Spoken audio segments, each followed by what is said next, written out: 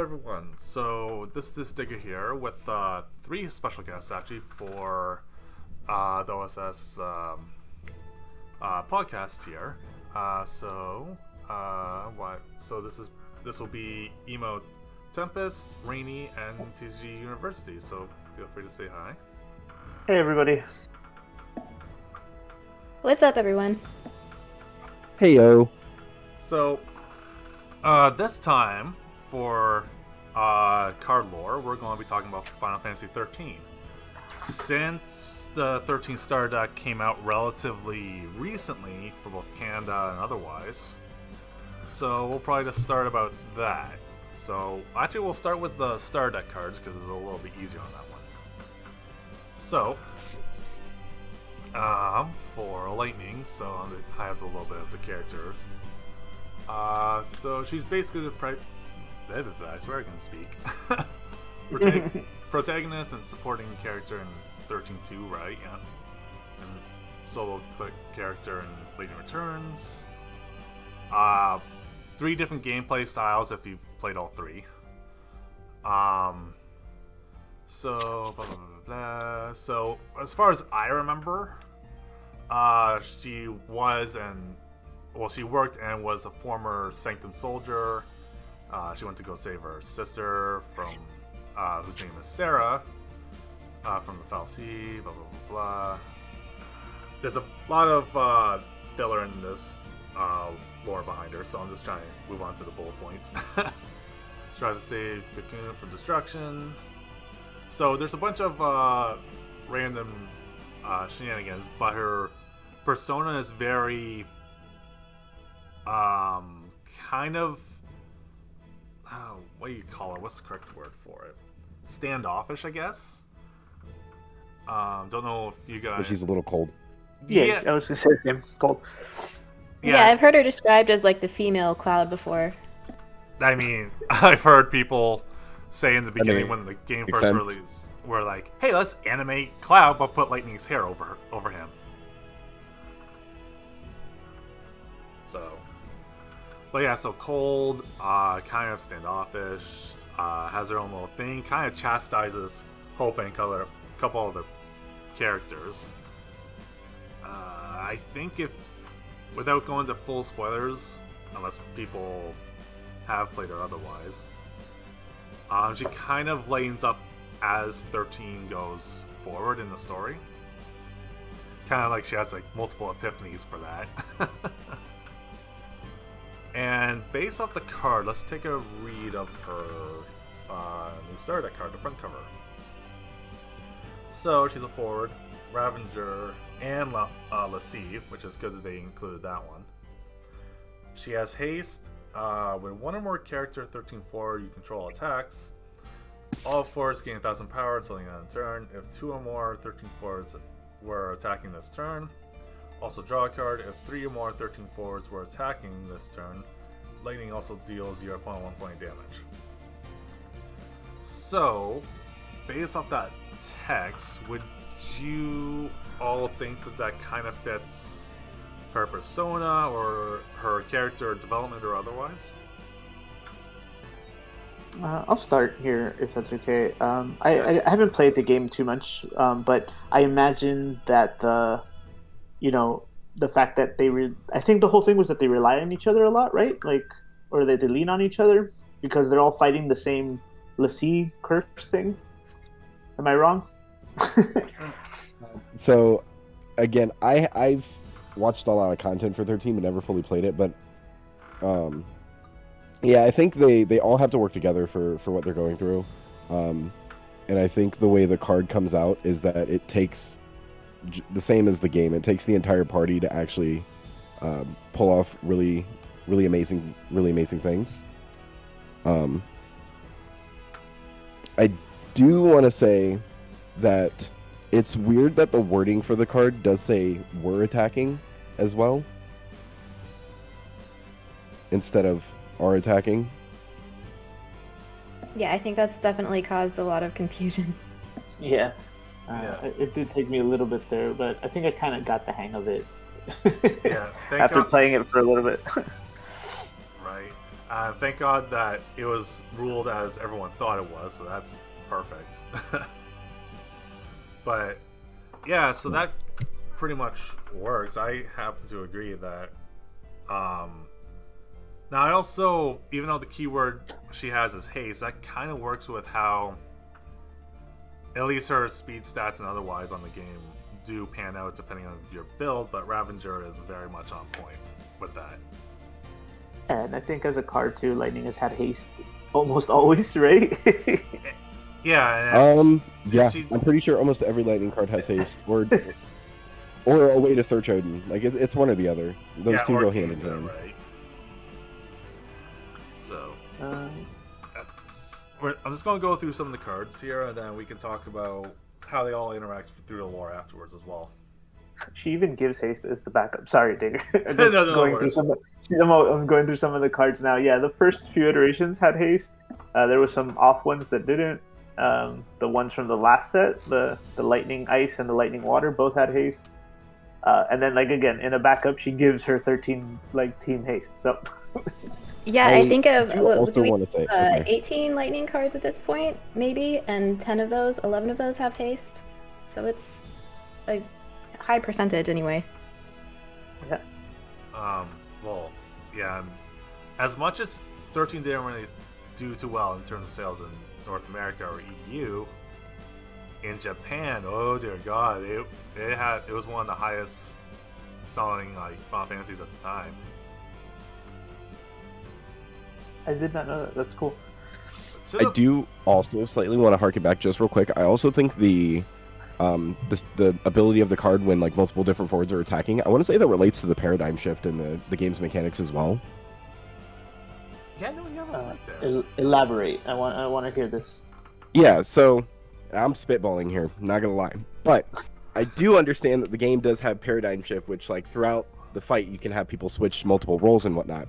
So I think the point is so it goes from 1 forward, everybody gains 1k, 2 forwards, you can essentially look at it as a role switch, where at that point you also get to draw, and then when 3 happen, you also get another paradigm shift, which would be dealing a point of damage. That's the way I view it, but that's a big spitball.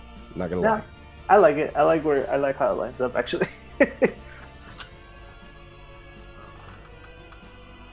Yeah, no, that's actually a very good point. I wasn't thinking about that. I'm like, wait a minute. Okay, no, that makes sense.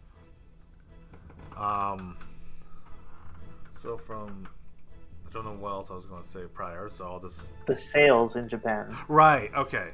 So it did really well to the point where Lightning wasn't featured with multiple different brands for commercials. There's one where she's basically modeling a clothing line in a commercial. It's okay. I think I remember seeing some of those actually. Was there a car commercial too? Do you remember? I think so, yeah. Yeah. It was the clothing line was she wore whatever, and she kind of did the scene from the trailer, but instead of her sword, she kind of swung a purse or whatnot. I was oh, okay. Was 13 the one that had a soda as well? You know what? I think so. There was so much different brand name commercials. It was almost as much or more than 15, which is actually kind of surprising considering the amount of commercials that 15 characters had. Yeah, wait, doesn't 15... Sorry, quick side. Doesn't 15 have a ramen cup as a head accessory? Well, yeah. There was also a ramen cup. And to go to Rainey's point, it looks like, I'm just looking it up now, yeah, Japanese had released soft drinks with all the 13 characters. Yeah. That's hilarious. Like I said, I mean, I wish we did more of that in the States. I don't know if you guys play League of Legends or anything, but they started some of the main characters are on the Coca-Cola cans now, or some of the more common characters anyway. It's fun, but I assume also, yeah, this is so cool. Unrelated, Suntory had a Dissidia Final Fantasy can by Amano Art. It's really, really cool looking. Ooh, we need some of that really over cool. here. That's actually kind of neat. But Yeah, I mean, there's even some commercials that weren't a lot, but there were some commercials for NA. It just wasn't as extravagant as Japan. So I guess moving on to Hope. So forward, if you control 5 or more 13 characters, Hope gains 1,000 power. When Hope enters the field, select one of the 2 following actions. Search for one category 13 forward, add to your hand. Choose one active forward until the end of turn. It loses 1,000 power for each category 13 character you control. So, but the art on this is basically, well, the city, Final Fantasy The City Opera Omnia, but that's whatever. But the clothing indicates that it's from the first 13, so not the 13-2 and the Returns, right? Yeah, it's because isn't the first one Hope's like still a kid? Yeah, he's like, I don't know, maybe 13 at most, like 10 at the minimum. He's pretty unbearable, if I remember correctly. I mean, depending of who you think is more unbearable between him or Snow, but I mean, they deserve each other. They're both like terrible, annoying people. I mean, Hope more than Snow, which is, I need to play through the other games because I've played through the first half hour of 13 maybe 5 or 6 times, and so many of the characters are just really, really, really dreadful, and I would love to see their evolution throughout the series to become more, complex human beings. I'm assuming that happens. Otherwise, I don't know how you drag it out for 3 games. They kind of improved their thing. So based off that and abilities, he's also Job, Ravager, and Lassie. So I would expect the other characters to be Lassie as well in certain jobs. I don't know if they switched to paradigm shift for those. Would you say that his ability is spot on, or just a couple of changes just to suit the deck or so with his card compared to the lore? I got nothing for this one. I don't remember Hope enough. So Yeah, I don't really see how it's relevant to the lore. So there's probably just some liberties.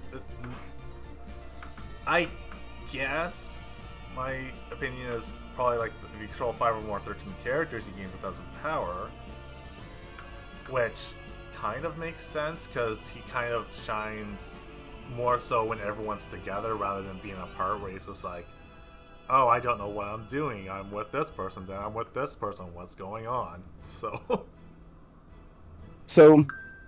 I don't know for sure how much of a supporting role Hope plays overall, but he does feel like a very supporting card. Not something you build your deck around. But Hope does, like, his on-enter ability to search for a 13 forward, I think, is really good. I think that's, if anything, that's probably the most, like, supportive thing he does. Yeah, no, that's actually a fair point on that one.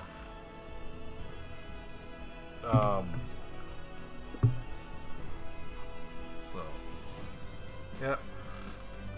So I guess now we're going into the 13-2 territory, because this is where this character hops in. Actually, quite literally hops in from one spot to another. Noel. Job Commando, which I don't know. Yeah, he's a commando, but he can technically kind of do multiple roles because of whatever, but he has haste. When Noel attacks until the end of turn, Noel gains 1,000 power for each category 13 character you control. When a forward opponent controls leaves the field, choose one forward opponent controls, dull it. So now this looks like it's OG 13-2 and not the 13-3 clothing. So I see, sorry, 13-3 i.e. Lightning Returns. So based off that, since it's kind of focusing on 13-2 aspect, would you say that it's agreeable with his lore or so on? Similar to Hope, right?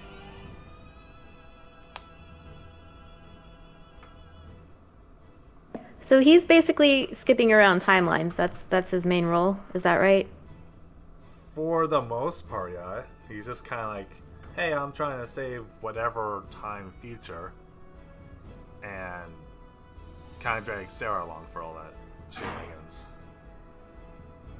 Oh, I was gonna ask what's his role with Sarah because I'm looking at some of the cards and he often has if you control a card named Sarah, do X.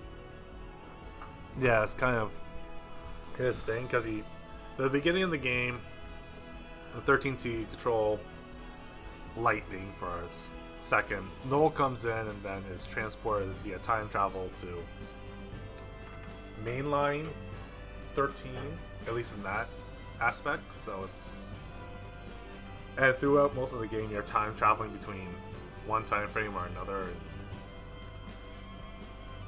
regardless of my opinion of time travel, and then that kind of writes people into a corner, that's kind of his role. It's just, hey, I'm helping Sarah. Got it. Because that was basically his instructions from Lightning in the beginning of the game. Mm.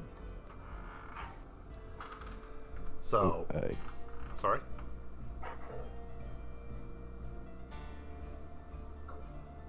Do you say something, TCG? Sorry. Yeah. So as I'm reading through them, so in an important, Noel, looking at the cards that he has, Noel does seem like a very dull-heavy character as well. I'm just trying to figure out where that lines up for him because there's at least what 3, including this one, where if when he enters or if something leaves, he's able to dull things.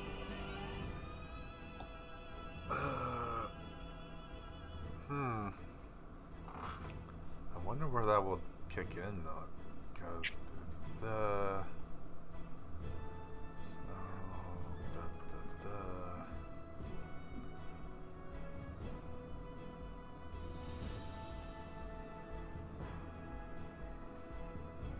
Granted, I mean, generally he has a lightning card, and that's just an ability that lightning cards in general have is dulling as well. But Yeah. Yeah, I guess it's kind of slapped in there to go. Here's the generic ability, but I guess everything else kind of fits him because even in his timeline, he kind of does his own shenanigan, right? That's similar to Cardboard, which you learn throughout 13.2 when he explains stuff, right? yeah, I don't disagree.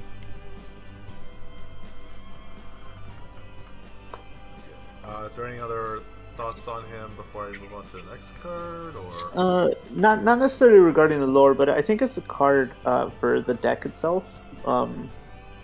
There's a few nulls to choose from. Honestly, like I've seen people play like the idea float around with this one, the 4-cost one that can attack twice, and even the dual color one that like has a few different effects to kind of not only color fix and stuff, but I think just as a null in general for straight out of the box, he's pretty solid overall.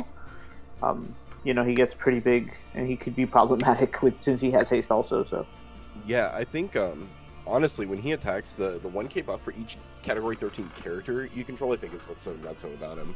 You have like three characters, like 2 backups and 1 forward. It also includes himself, so he's automatically a 2-drop 6. Yeah, exactly. Attack. So as long as it would between him and the new lightning that we've already talked about, like just they're already pumping. He's already pumping so much. Him, lightning, have haste. On top of that, when a forward the opponent controls leaves the field, he gets to dull something. I get what you mean when you say it's like a really aggressive deck. Yeah. I would say that, like flavor-wise, the Wind Legend Null is kind of truest to the Null in game, right? When he's constantly skipping between different timelines and dimensions, it seems very fitting with his Wind card. I agree with that one wholeheartedly. That sounds. Yeah, no, I also agree with that. That's very on point, actually. So I guess from there.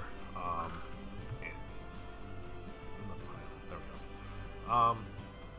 So I guess we'll move on to Sid Reigns. Now this is his transformed look. So he's Job C forward. When Sid Reigns enters the field, choose 4 cost or less, opponent controls, break it. Damage 3, gains 1,000 power on first strike. Damage 5, when he attacks, choose 4 opponent controls, break it. I remember facing him like a little bit when I was playing the game. I vaguely remember the transformed forms, so I'd say that it fits. Now, I don't think this card particularly fits his more human form, but transformed, I would assume, fits it relatively well. So, I don't know what your thoughts on it are.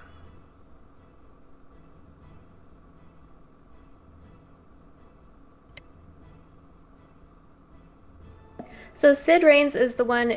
Didn't he prove to the protagonist that they could kind of go against their focus and still be okay? Right? I think he sort of. Yeah, I think he was like kind of the antagonist, but not. I think based off how you. Huh. I just remember that he did not fulfill his focus as was intended, but it still worked out for him in the end. Well, not very well, but it did. Yeah. So, funny enough, when I posted the review about the starter, one of my followers went ahead and gave me the background on this Sid, which I found was interesting. I'm not going to read it all to you, but I guess he was a freedom fighter. And he was like on both sides, both working for the fal'Cie and like trying to help humanity, right? Because I think that's the whole point, right? They're trying to escape that. And this is him as like a boss or whatever, and he's exercising his last shred of free will to kind of like go out on his own terms and shit. I don't know. Yeah, Sid. He cares more about the people of Cocoon than he does whatever the fal'Cie wants for it. I mean, I think everything lore-wise, I can't pinpoint anything specific for him on the card. But I think he's pretty okay. I wouldn't put him super high. The only thing I wanted to add too was that I think as a boss, because he is a boss, right, and he's a tough boss from what I understand. Yeah. These effects kind of go with that, like him as a boss card, like as a boss monster in the game. He just comes in and just kills something, and then he gets bigger as things go on. So like that boss progression. Yep. And so same thing with his like 5 damage. He's able to just do something outside, which is exactly how bosses work, right? At another threshold, they do crazier things, and they just become more difficult. And so in that regards, I think his card suits his, not necessarily his lore, but his role in the game as well. I will say it is a nice touch that he on enter breaks a 4 to cost 4 or less. There's been a lot in Lightning where it's 3 or less. I'm just glad it's not active. Yeah. Oh my god. I had to play him yesterday. Well, he's in the current version. I play him at 3 because that card for 4 while Fang is out isn't too bad. So it's just 4 for kill something. So personally, in terms of I would almost play the starter deck RNA over this Sid, except for if I was playing it specifically in a 13 deck, just because she's an EX burst, and I mean her triggers are on entry as well. Just on enter and then damage 5, break a 5 or less, on enter break a 3 or less, and she has haste and first strike, which I think is the crux for her, is that he doesn't get his first strike until damage 3, and he doesn't have haste either, which is a little weird.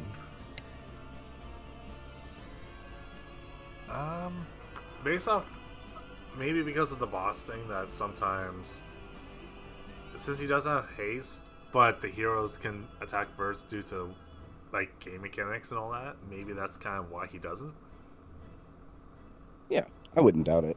I mean, if this card had haste, I think this card would be exceptionally bonkers. Could you imagine just like slapping this down, breaking a dude, and then being like, "Oh, I get to attack as well"? Yeah, it says kill a thing, swing, kill a thing. By the way, I'm still coming in for like 9 or whatever, 10 or 11k with first strike. Hashtag have fun. Yeah, it'd be really rough to deal with. Now I do definitely see the boss progression though through the damages. It's really nice. Damage 3, he's a lot stronger than damage 5 is when he's a threat again. yeah. So I think unless I'm missing a card, I don't think there's a new Sarah starter, but yeah. Yes, there's. Oh, There is. Okay. Yeah. She's... Okay, so I thought it was just another one, but I think there is another one that's in there. But I can go ahead and read this one for you if you want. If you don't have it up. Yeah. No, Yeah. When Sarah. So 2 cost EX burst, Job Ravager, forward 5k. When Sarah enters the field, you may search for a card named Mog 13-2 of cost 1 and add it to your hand. When a Job Moogle enters the field, choose up to 2 characters, duel them, or activate them. This effect will only trigger once per turn. She has an S also for just another copy of Sarah. You can tap her and choose a forward and deal it 8k. That's kind of on point if you count like the 13-2 shenanigans, because there's that one Mog that kind of interacts with her, right? All her cards interact with Mog, so I assume she's big on the Moogles, right? Like, It's almost like, well, I guess except for maybe 2 that I see are fully playable. Like almost every other Sarah deals with Moogles to some degree. I think except the early ones, right? Like, Opus 7 Legend doesn't touch Moogles. The Opus 1 doesn't. oh, that's right. Yeah, I forgot about that. Man, that Opus 7 Legend had so much promise. Yeah. Oh yeah, there's a few that are without it. I think mostly, I guess I'm mostly recalling the playable ones, I guess, because her latest one is also Moogle related. Her 17 Legendary. I can play a Job Moogle back up. Yeah, and then the old starter one was still used for a long time after. Honestly, I guess I have to double check the Moogle, but her Opus 10 Rare wouldn't be too terrible. I mean, I can read you guys the Moogle too, since I assume we don't have it up. I just don't have that side of the deck in front of me at the moment. Oh, gotcha. So yeah, for those listening, I guess, the deck comes fire, lightning, and then you have the custom aspect on the side, which is the ice and extra lightning cards, and that's where the Moogle, the Sarah, and the new Snow come in too. So the Mog 13-2 that comes with this is a 1-cost forward. The card named Sarah you control cannot be chosen by your opponent summons your abilities. That's nice. And then for 0, it's an action ability. You can choose a category 13 forward. It gains 2,000 power until the end of turn. You can only use this ability once. Also, he's got, I think I mentioned it, but just 1 cost 2,000 power. So he's really short. He's really small. I'm not going to do much else but kind of support there. I don't know if that's how he plays in the game, but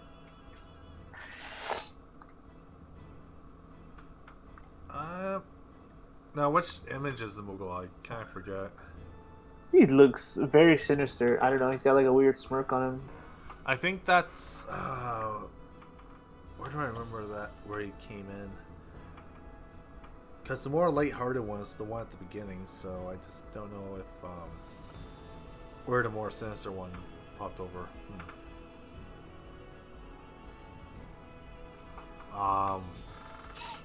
But Yeah, I guess there's a bunch of different ones. They're all from 13-2, right? But they all look slightly different. But yeah, this guy definitely looks sinister. He's like gray in color, and he's got that Wario smile face. You know what I'm talking about? yeah. So, does someone want to say something, or? Yeah, I do think it's a really good card. The ability to say that like a card named Sarah just can't be targeted by some of their abilities, I think is insane. It just depends on the Sarah you decide to play. Like, I don't think starter deck Sarah is the best to run with. Honestly, I'm still thinking that the Opus 17 Sarah is way better.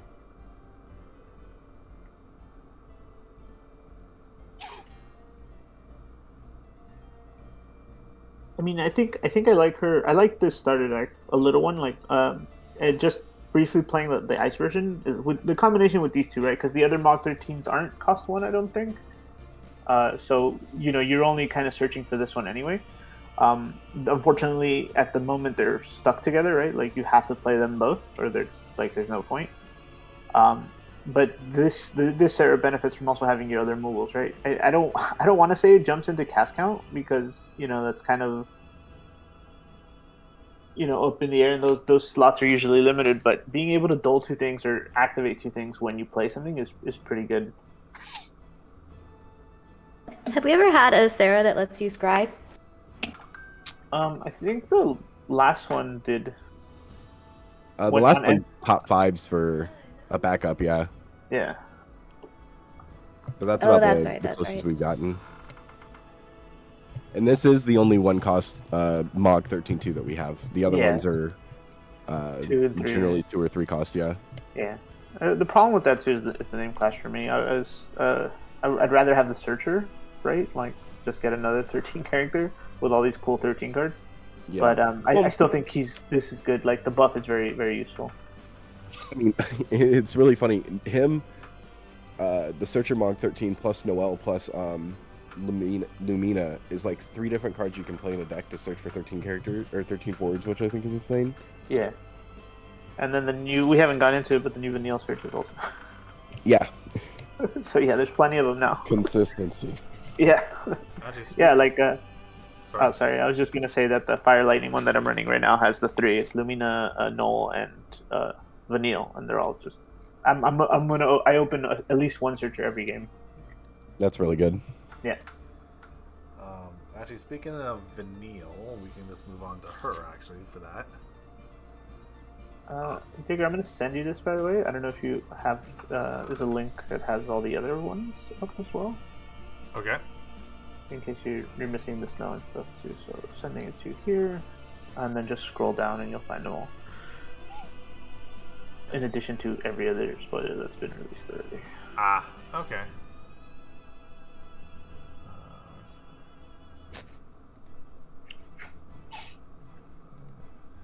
Okay, so Vanille here. If Vanille enters the field, you may search for Lightning, Carnium Fang, or Carnium Hope as your hand, which is basically the searcher as was mentioned. Her special, which is whatever name that is. As an S, you just have to pitch a card with her name on it. During this turn, if your opponent controls stealth damage, double the damage instead. Deal 2,000 damage to all forwards the opponent controls. So her look looks like it's from the first one, right? Yeah, though I can argue that her 13.2 and whatever timeline of 13.3 is kind of the same thing. I mean, she has a different outfit on for Lightning Returns, but it's kind of reminiscent to the first one, right? So, yeah, it looks like her 13.1 or what. Yeah. So, I guess due to that, if it's her 13, then yeah, I guess it'll make sense. Like she searches for the 3 characters that she tends to have a closer connection than the other ones, right? Yeah, Lightning. I mean, either way, Lightning is like one of the main characters of the game. But her and Hope, I think, appear together around the same time in the game. Her and Fang have like their whole intricate relationship with each other. Yeah, no, that's very true actually. Because they in the story they kind of wake up from whatever with a new, like, whatever FLC duty that they had to do.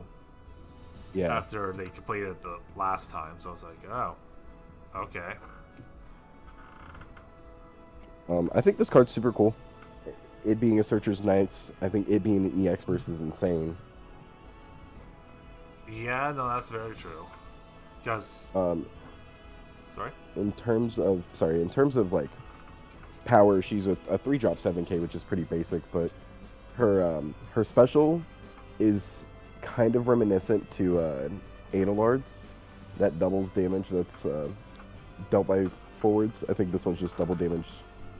And then she doubles as well, but she also 4Ks a board, essentially. Yeah. Yeah. I don't know. It is the move. I guess it's the move that she learns near the end of the game, because I don't remember that move particularly in her skill tree in the beginning and the mid. So, I mean, it does make sense with the skill in the game, which can, I don't know if it always does, but it possibly has a chance to inflict imperil, which decreases elemental resistance by 50%. Ooh, So yeah. it works with the ability. yeah, no, I can see that, honestly. That's And the then most flavorful thing on her. Yeah, isn't it Imperial Ga, I guess the level 3 version, right? Like, just cast it on everybody. I don't know if I missed that, but... It does, yeah. Area AoE Yeah. effect that gives Imperial status to its targets. Yeah, that's cool. Okay, so, we'll see other ones. Actually, we'll just move on to just the Stardex cards before we get into like all the other cards from OSS, right? So. Oh, sorry. I just want to add real quick to Sure. the Vanille for her S ability. Mhm. As we mentioned already, there's plenty of searchers. So if you open Vanille and you kind of have some of the other combo pieces, I think it's very nice to search out another Vanille so you always have it. This is one of the S's that I think can be abused quite easily. And I think in a deck where doesn't necessarily focus on the DOTKs or whatever, or the big push for damages and stuff. Like, it's still available and stuff, but you have maybe cards like the Squall Legend or even the Goblins.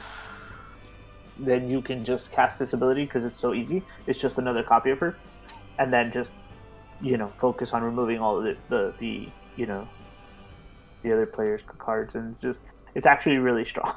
Yeah, that seems very strong. It's strong because it's so strong because it's easily searched, in my opinion, right? And like we were just saying, there's 4 searchers. Yeah. It's cool. It's pretty good. And the fact that it's not like pay extra mana or like a doll her effect, it's just pitch her for it. Yeah, yeah, exactly. It's just once she comes out, she's kind of already done her thing. So it's like if any other copies of that just add onto it.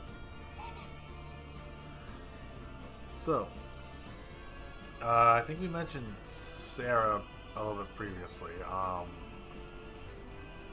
So based off the Moogle and everything else, it kind of makes sense. So we'll go into Snow and then kind of relate it to how Sarah and him interact, because this looks like Lightning Return Snow, but I guess we can go through some of his lore for 13.2 and Lightning, right?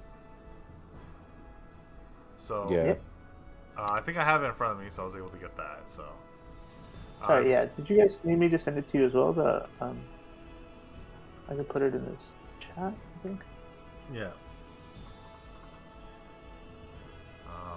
If you control, I'll just read the card while you do that. So if you control a card named Lightning, Snow, and the card named Lightning you control a game, this character cannot be chosen by opponent's summons. When Snow enters field, select 1 and 2 following actions. Your opponent discards a card. Choose up to 3 characters. If you control a card named Sarah, don't freeze them.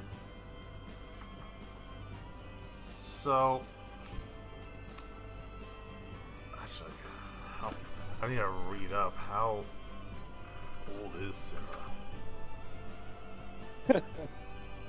So it says she's 18, but I don't know if this is from Lightning Returns or otherwise, but I think in the original she was at least believed to be younger, because because Snow and Lightning kind of have their little spat with each other in a flashback, and Lightning's going, she's too young, blah blah blah blah, you shouldn't, and whatever, be like the big sister. But the fact that Lightning says she is too young to even to have like Snow or anyone as a engaged partner or whatever, implies that she's younger than what it seems they write her in as, right? I don't think I agree with that. Yeah, it might have been like a maturity thing, right? Like, Just like who I wouldn't want to see my little sister committed to one person for the rest of their life at age 18 personally. So I don't know that it necessarily implies anything, any like underage shenanigans happening. Although, I mean, she does look under 18. I'll give you that. Oh, this looks like it's the Snow from 13.3/Lightning Returns. So, Yep. how do I put this? So Snow in the original 13 was kind of I say kind of, I'm being polite about this. was unbearable in terms of his beginning arc, but he slowly kind of matures. And then once 13.2 hits, he kind of has that I'm still a hero, but it's more realistic in terms of trying to go through the whole shenanigan. 13.3 though /Lightning Returns is when how would I say, he almost 180s his personality on a dime, right? Yeah, he goes pretty dark. yeah. Lightning Returns Snow is definitely the darkest Snow that you get. Yeah, I think he, in his time or realm or whatever, he's lived for like hundreds of years and still with that look, and everyone's trying to party. He's like, yeah, why try to be swallowed in despair when everyone can just party until the day we all die? And that's like literally his thing when Lightning first interacts with them on like in the beginning of Lightning Returns. Yeah. So talk to me, someone who hasn't made it that far in the series. Why does he look like big mafia boss here in this card? So, at this point in the game, if I'm correct, Snow, I don't know the name of like the city or whatever, but Snow is like essentially like the head or like leader of like a whole like city section or city, and he's been like that for like hundreds of years. He's also lost Sarah, right? She's at the beginning of Lightning Returns. I believe she's dead. Sarah's gone by this point, which is why he's so like, I guess, edgy and dark. I love it. Edgy's probably not the best word to use. definite edgelord vibes. No, yeah, for real. No, you hit it right there. That's awesome. Okay, cool. I'm telling you, I love learning more about this game every day now since the starter. It's kind of making me want to go back and play it. If only I had my Xbox. Oh. Actually, sad time for that. Apparently, Xbox has taken that series off as Xbox Play less soon. Wow. No! I'm like, oh man. Guess I'm staying with PlayStation. They at least allow me to play Final Fantasy 7 and up for free, basically. I need Without 13. Oh, it doesn't have 13 on there? It doesn't. Not for digital, sadly. Yeah, I had a feeling that was the problem, because I was like, why don't I have this already? Like, no, I have all the way up to Zodiac Age. Actually, funny thing about Snow's Ice Axe in Lightning Returns, 14 kind of did a oops on that. So when there was a 13 event on 14, they had like the 13 characters' weapons, like for whatever the not Astral Legend, the Conjurer / White Mage. They had like Vanille's whatever thing, and then Dragoon had Fang's Lance and yada yada, right? For Warrior, they put the Snow's Axe before Lightning Returns first trailer was dropped. Oh, that's kind of funny. I was like, why? This looks like Snow, and then they released it. I'm like, oh, whoops. I mean, it looks cool in the game, but I'm like, this was a little bit of a spoiler without realizing it came out too soon. Well, because isn't Snow comparable in the first game to like a more hand-to-hand fighter? Yeah. Is that true? Yeah, in 13 and 13.2, he's hand-to-hand, even though he has Shiva as like the summon, but that doesn't really change from him having an axe in those two games, right? Yeah.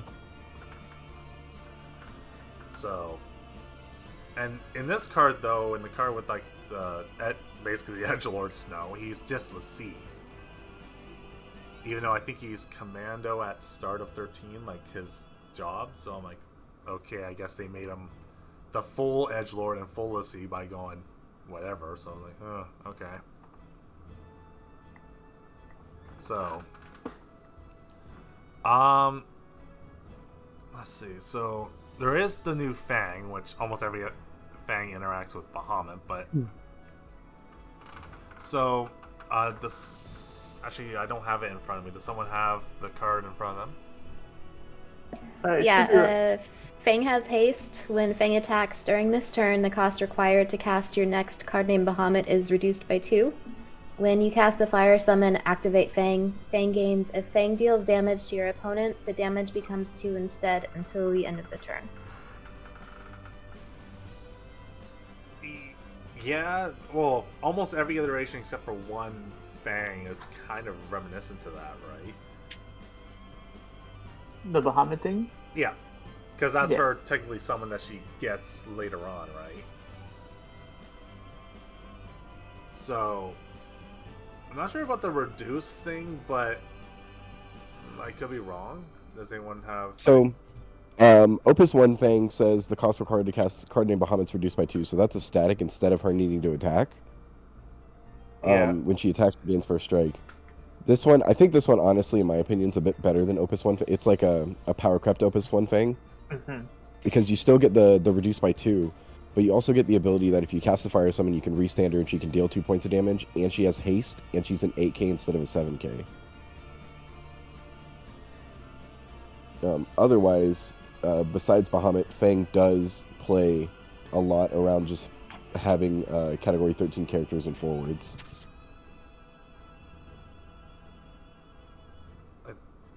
But I just think it's funny that this can make category 10 Bahamut forward a 1 cost. Oh, yeah. That's actually true. Lol, that's kind of funny. Interesting. You just play it for whatever reason reminds me of when Ifrit Afrida was running around for a while. Instead of that, it's just Fang and Bahamuts. Because once that Bahamut's on board, you can just discard Bahamuts for the special. Yeah, I mean, yeah. And depending on how you build it, you can just increase that damage of the special almost every time, right? Yeah. But I do really think, again, harkening back to calling this an aggressive deck, the fact that she can just sneak deal 2 points of damage is insanely hilarious. What's her job? I think it's I think it's the C is something else, or is it just the C? Commando C also. Yeah, Commando and the C. So, I do want to double check. Can you swing with her and then holding priority, cast a summon to like kill off like a blocker or something before it actually has a chance to block for the 2 points? 100%. Yeah, for sure. Also, we haven't. I'm wondering how we get her to attack and like 2 times in 1 turn. Throw an Archangel HM in there too, and you just have a Jalinka. really unplayable but fun. And she can attack twice. Yeah. I mean, it's not impossible. There's a Wind Hope, and then there's Wind cards that search for Hope, and then there's 13 cards in Wind also, so it's not impossible to go with Fire. I mean, between Fang and Lightning, people have worked out an OTK with this, right? With the starter set. Yeah, it's the other Fang though. Unfortunately, it's the one from 18. Oh yeah, because that one reduces people by 2. It reduces the next Cat 13 forward by 2. And buffs them, yeah. I mean, so realistically, we haven't talked about it yet, but the Opus 19 5CP Lightning that says when she goes to break zone, you can play a category 13 forward. If you either use her or you can just play the 2 CP Lightning either way. That plus Fang plus another forward is 4 points of damage if they touch.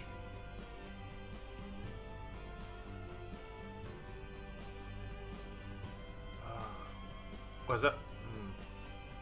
Doing the math, yeah. I think I see it now. Yeah. Fang deals 2 if you cast a fire summon. Lightning deals 1 if you party with 3 people.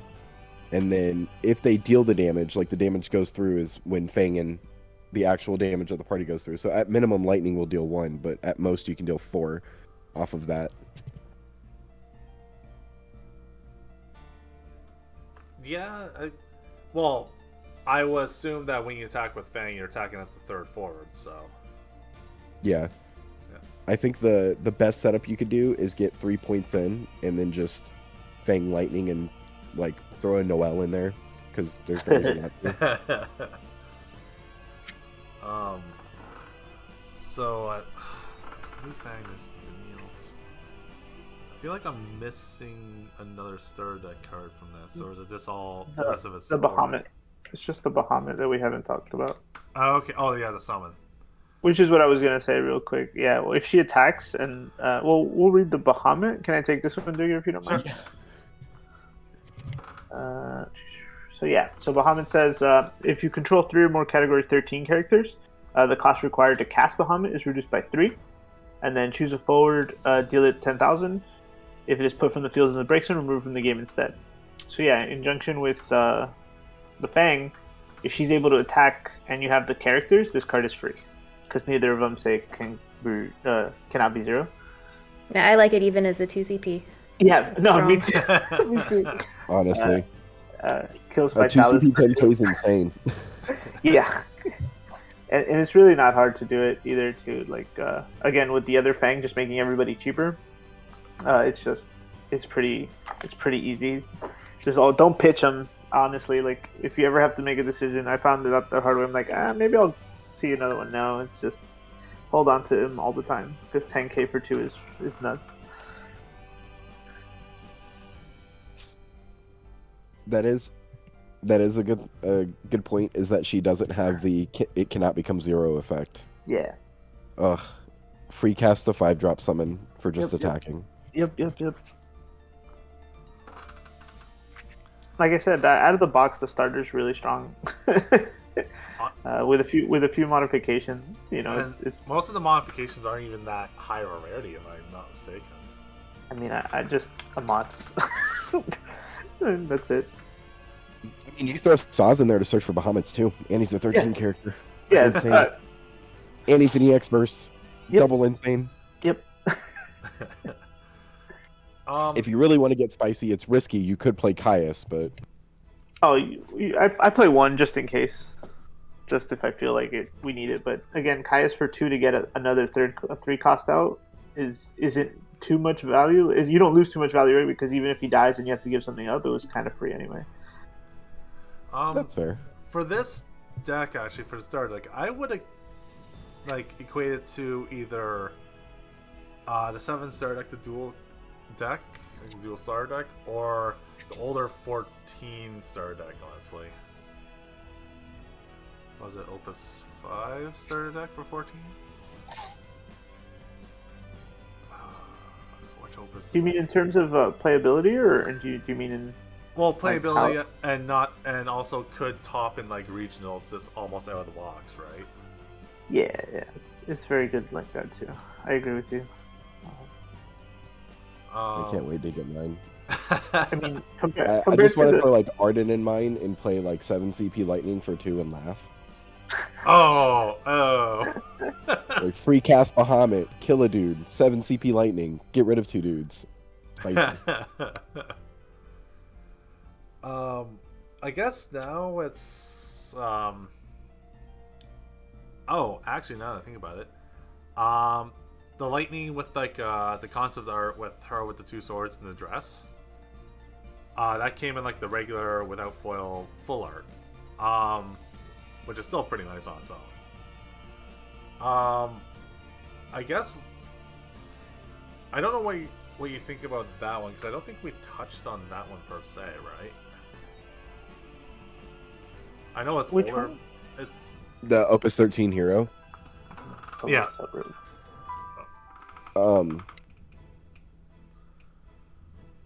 God, lore for 13 is not like my biggest strong suit, but in terms of the card in general, I think when the card first came out, I thought it was a bonkers card, and I still think it's a really good one of to catch people off guard with.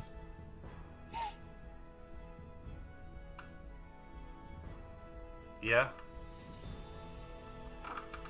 I mean, as far as the card goes, I like the being able to catch your opponent off. Like the technical ruling, in a weird way, is if your opponent responds before the cards are removed, they don't actually get them back. I think if that's one of the cheeky gimmicks I played with friends before was casting this lightning, and then on stack of casting her, Althea to pop her back to hand. Yeah, we play water, so for me it was Leviathan. But yeah. And most of the other cards are like support, like the Lumina, which is, as we mentioned, searches. The dodge, which is interesting because almost the few interactions that he has, as a few cards that he does have, is almost connected to Zaz, right?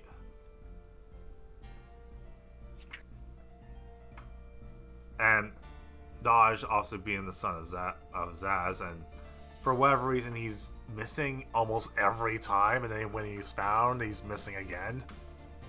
Yeah. He only has just crystallized or in a coma. It's not good for him.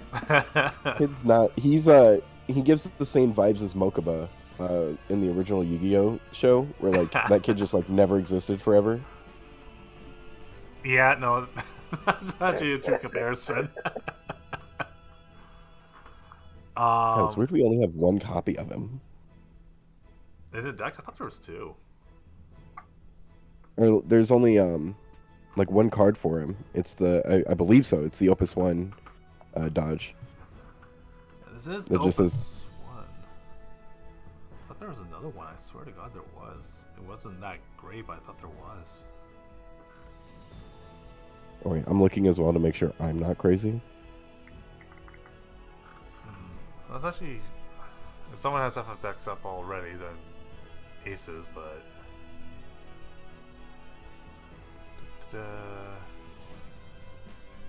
Yeah, there's only one of them. You mean Kadaj? No, I'm just kidding. Right? 13, 7, same number. Yeah, it looks like there's only one. I thought there was two.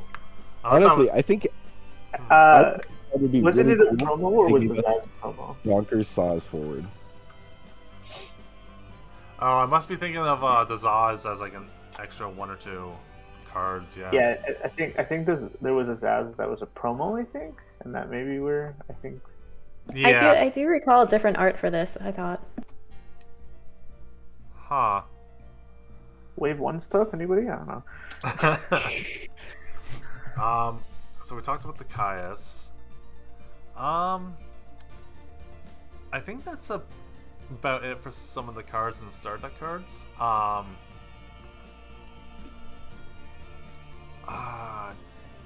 guess the only ones I can think of to add in there are like the Winged Chaos, different Bahamut's as forwards. Yeah, if you wanted to get real crazy under Fire Ice, you could definitely play the Garnet, Amber, and Jet Bahamut. I mean, with Fang, they're all 1 CP every Yeah. turn, so it's pretty good actually. It's actually really good trade-offs. Well, Jet's 2, but like, Oh, that's true. Yeah. drop 8k. I don't think Fang affects those because she specifically mentions Carney Bahamut. It's not Carney with sorry. Bahamut in there. Yeah, sorry. I think we were talking about the Opus 18 Fang. She's like a 2 Yep. cost that makes your other ones cheaper. Yeah, or any of the Fangs that make it cheaper. It's Carney Bahamut, and in this game, it's not like other games where it's like, oh, with Carney with Bahamut with the Carney Bahamut in its name or whatever. It's just literally card name. So if it doesn't have that, then it doesn't really work with it. I got you, Digger. I think I'm confusing you, and I'm sorry for that. There is another Fang. I'm sending it to you now. Oh, never mind. I can't grab it. What is she? Is she Opus? She's Opus 18. She is 18. Okay. Yeah, so she reads. She's a 2-cost fire. Reads if you control 3 or more Category 13 characters. She's not in a starter deck, by the way. This is a completely other one. Your characters, 13 characters, get 2,000 power. and then she has the Beatrix effect, so you can make the next 13 forward is reduced by 2 for this turn. Only one. Okay, that you're talking about that one. Okay. Yeah. Sorry, yeah. I didn't mean to confuse you there. I was like, wait, that doesn't make any sense. But yeah, she's really goated in that in either any version of the list as long as there's fire in it. She just runs with it. There is so like I don't see this card ever get played as much, but I did think when it came out it was cool at the time. The Opus 16 Sarah, that says when she enters, if you control two or more ice characters other than her, your opponent discards. And then if you control a category 13 of any other element, then ice, you run. Oh, I'm actually seeing a lot of play at this one lately in my locals. I mean, with Fang, she's a 1 cost that essentially draws you a card and makes them discard. Yeah, because everyone's, since they're kind of splashing this one with Lumina, in Ice Lightning list. Oh, that's fair, yeah. Because you can get Orphan as well, right? I think. Yep. Yeah, so they're splashing this with that, and it's just a quick color fix, always get a search value kind of thing. So I've been seeing this a lot more than I did when it was released. She definitely has a lot more. I mean, the Opus 18 thing really just opens up the playing field for Category 13, in my opinion. Yeah, and this starter deck was something that it needed because before it was just like, okay, I could do these things, but what's the point, right? Now we have Lightning, and now it all makes sense. Yeah, you can play 5 CP, you can play Light Lightning for 2, which is insane. The new 5 CP Lightning is played for 3, which I think is also really good. Oh, I don't. Sorry. No, sorry. I was just gonna make a note that in the starter, there's also the Opus 11 Elb, Barthendelis, and you can make him too with this Fang that we're talking about. So if you guys remember, when he enters the field, choose up to 2 forwards your opponent controls, deal each of them damage equal to power minus 2,000, and at the end of the turn, at the end of each of your opponent's turn, dull and freeze all active backups, right? Which is gross. Yeah, and then so just to go a little bit further, we were talking about the Vanille. You just imperil Ga, and then 2 cost this guy, and then it's like, okay, board wipes. Not to mention, sorry. And the scariest part about Barthandelis is that your opponent realistically isn't allowed to do anything on your turn because their backups are dull frozen. So like leaving them up just doesn't matter. They have to like use them then. Oh, yeah. Yeah, now all these 13 cards that we liked and that were useful for a short period of time will be resurfacing in a variety of ways. And I don't think we have too much 13 stuff been revealed from the next set, other than the like a 5-cost Lightning Hero. Which I honestly think is a little bonkers, to be honest. Oh, I think that card's insane. That card doesn't say it's a once per turn on discarding Odins, so you could just be like, I'll like pitch 3 Odins, break 3 dudes, break my Lightning, and play this last card in my hand. Like, I wiped your board and put a dude out.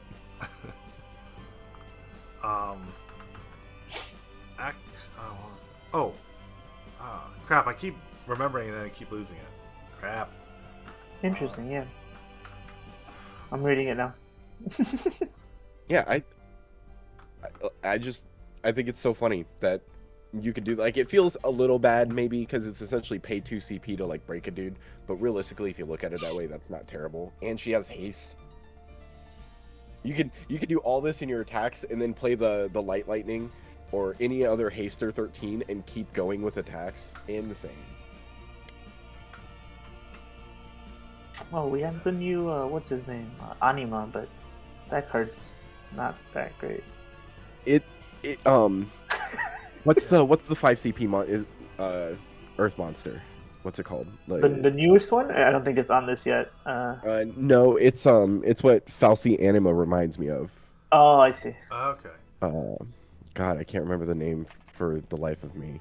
We're just gonna go Earth Monster 5 CP and we'll find it there. Oh, it was something that was already printed? Yeah, Librorian. Oh, okay, yeah. Oh, yeah, that's what it reminds me of. I thought you were talking about like the one that was like spoiled just not too long ago. Oh no, that, or I mean, technically, not as much Gutsco to a degree, where you just remove things and like hopefully you get to get them back to hand. Gutsco you usually do, Librarian you do, but Falsy Anima requires you to wait. I think it's a total of like 3 turns from the turn you play him. Because you need 5 cards removed, so he removes 2, removes 1 at end of turn, so 2 more turns after. It's 3 turns after he's played. I think the difference between that one and the Anima is that the Librarian has to leave, no? The Librarian can leave. I think it's a lingering effect that you still still... goes. Yeah.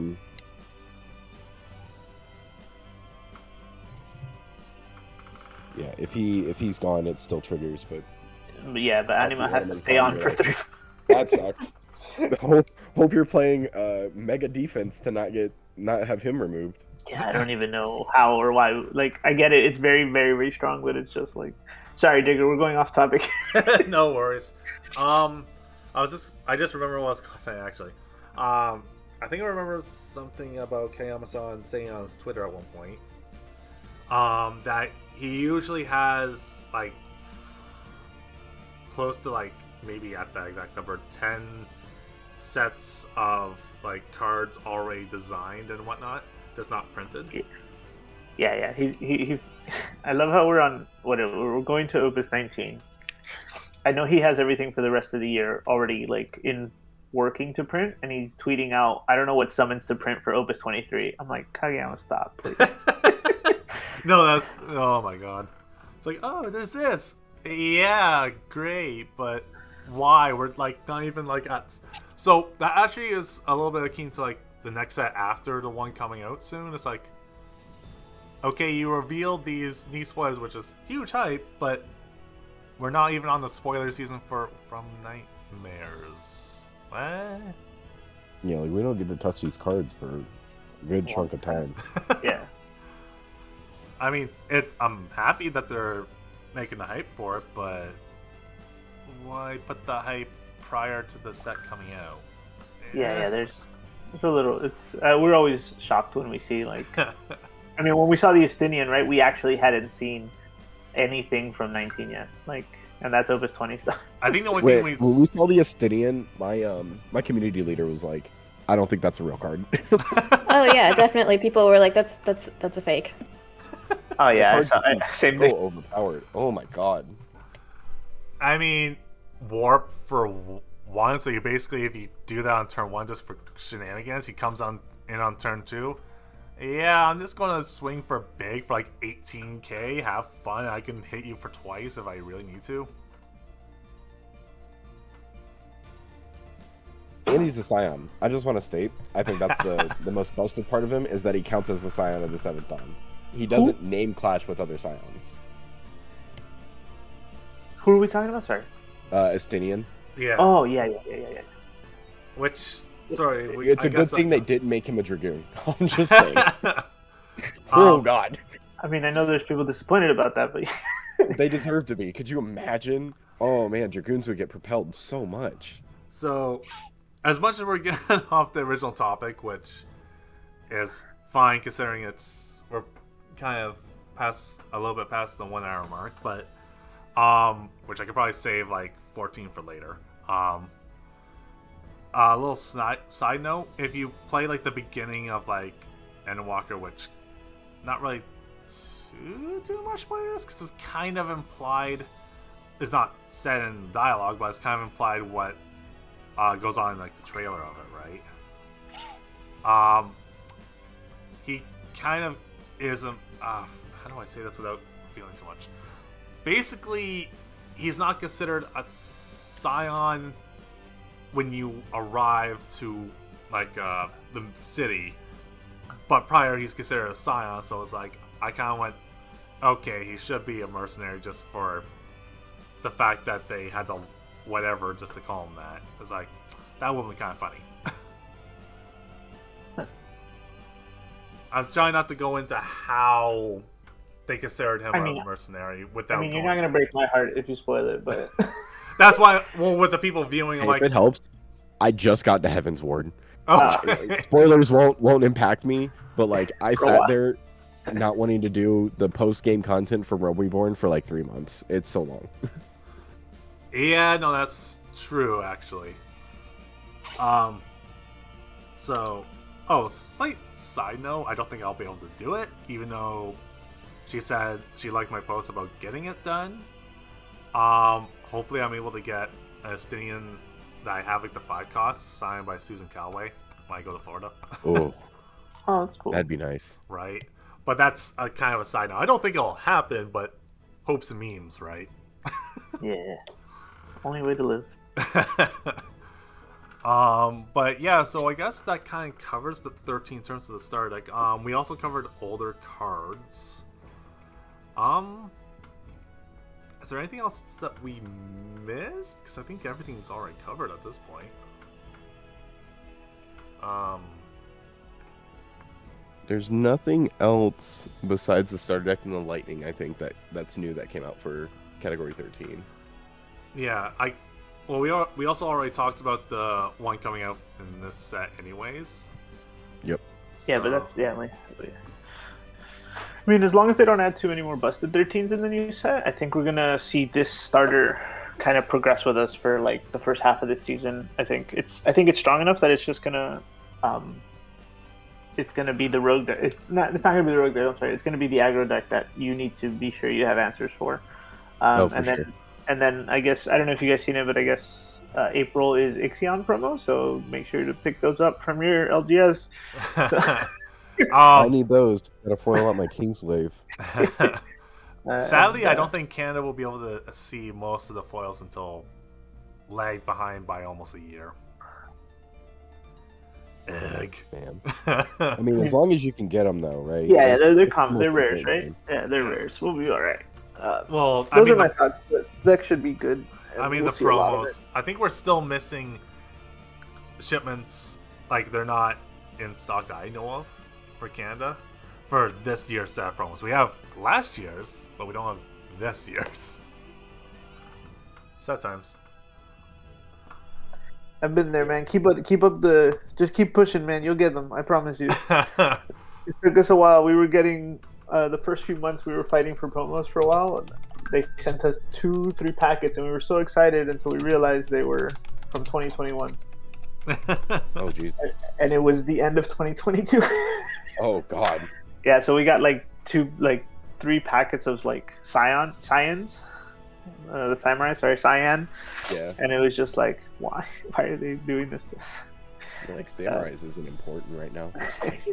It was a year later. Yeah.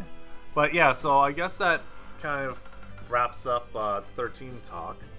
I guess, I guess, even though I talked about 14 minorly, sorry I can speak, and that's the second time. For like, in terms of Evilise, but that's a whole other thing that I've already talked about. I guess I could probably just do 14 or probably 7, either one, which will be tomorrow live, so I'll figure that out. So until then, thank you Emotempest, thank you Rainy, and thank you TCG University for coming out for this. Yeah, not a problem. Yeah, Enjoyed thanks for being having here. us. So from there, I'll say see you in the next one. And